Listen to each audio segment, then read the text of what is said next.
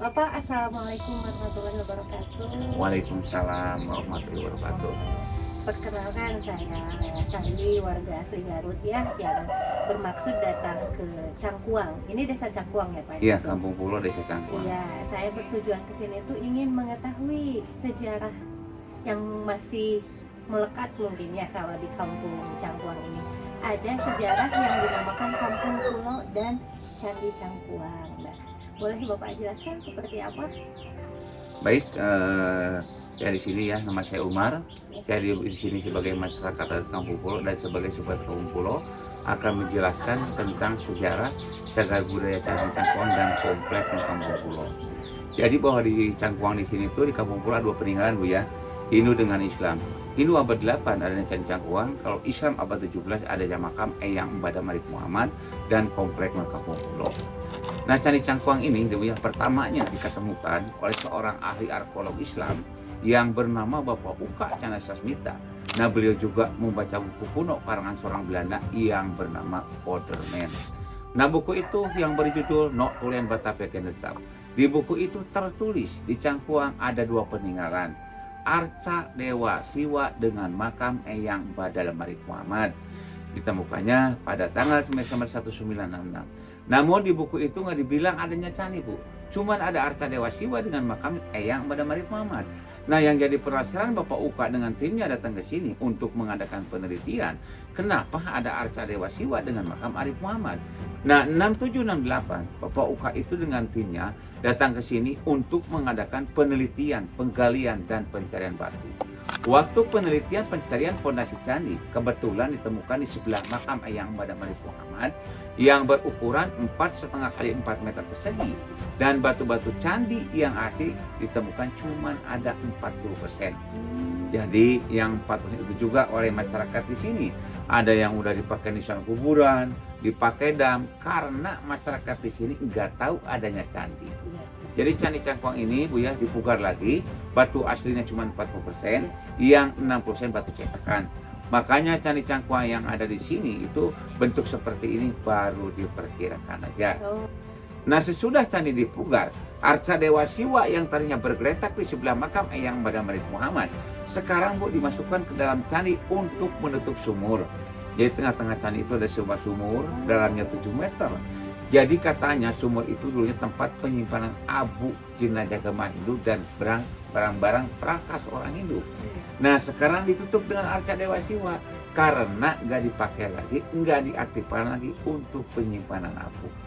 Nah, namun Ibu, Candi Cangkuang ini sampai sekarang belum jelas, belum tuntas peninggalan kerajaan mana dan raja siapa, karena prasasinya belum diketemukan.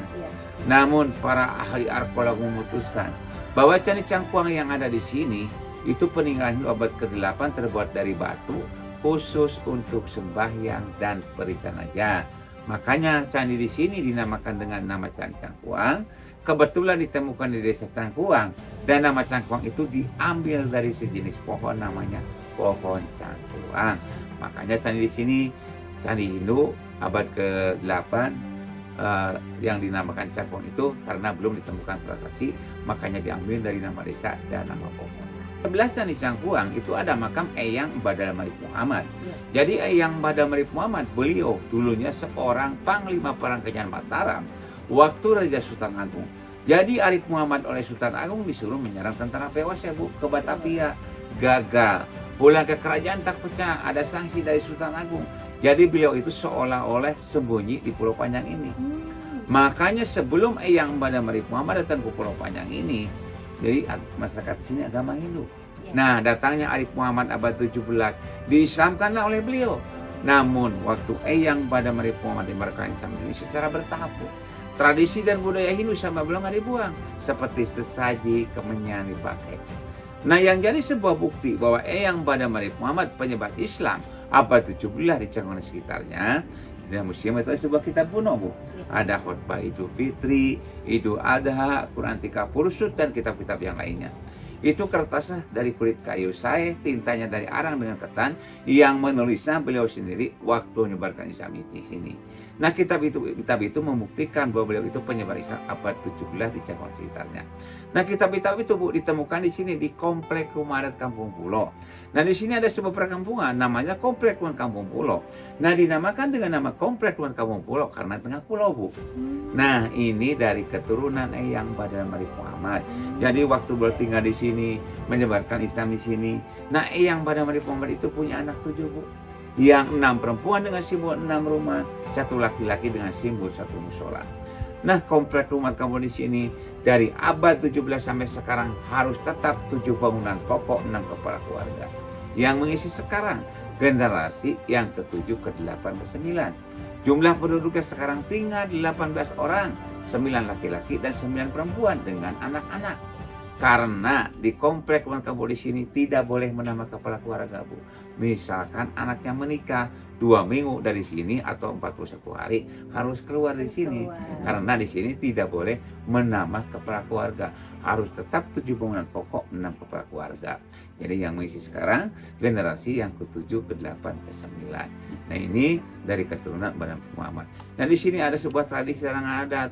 Di sini hak warisnya ke perempuan, bukan ke laki. Jadi yang menerima waris di sini perempuan. Kenapa? Karena yang melanjutkan jejak Badal Marif Muhammad itu yang laki-laki meninggal waktu mau disunat, makanya simbolnya dengan musola.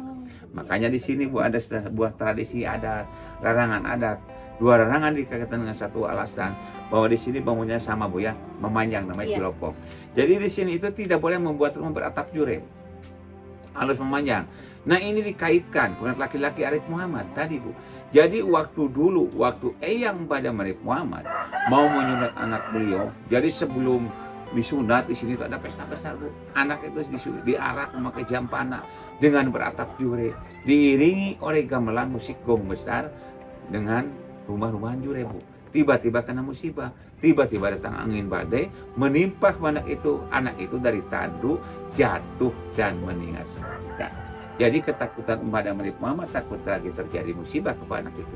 Makanya di sini tidak boleh membuat rumah beratap jurek dan tidak boleh menabuh besar. Itu yang jadi larangan yang ada di Rumah Adat Kampung Pulo. Dengan larangan yang lainnya di sini, Bu, tidak boleh memelihara binatang besar yang berkaki 4. Kambing, kerbau, sapi, kalau mau makan nggak apa-apa, menyembelih nggak apa-apa.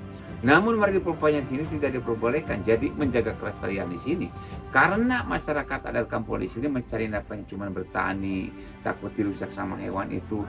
Dan di sini banyak makam-makam yang dikeramatkan pengikut Badal Marif Muhammad. Waktu nyebarkan Islam di sini, takutnya kotoran hewan itu kena makam yang dikeramatkan.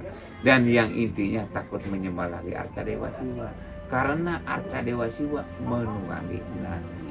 Jadi ketakutan Eyang Badal Marif Muhammad takut-takutnya terjadi orang Hindu yang sudah masuk Islam takut menyembah lagi arca Dewa Siwa, karena arca Dewa Siwa yang ada di sini menunggangi sapi. Makanya ketakutan beliau takut terjadi. Makanya di sini tidak boleh memelihara binatang besar yang berkaki. Berarti itu ya untuk larangannya. Dan larangan yang lainnya ada lagi, Bu. Di sini tidak boleh jarak ke makam keramat Cangkuang hari Rabu, malam Rabu. Kalau kunjungan wisata nggak apa-apa, untuk anak-anak penelitian nggak apa-apa.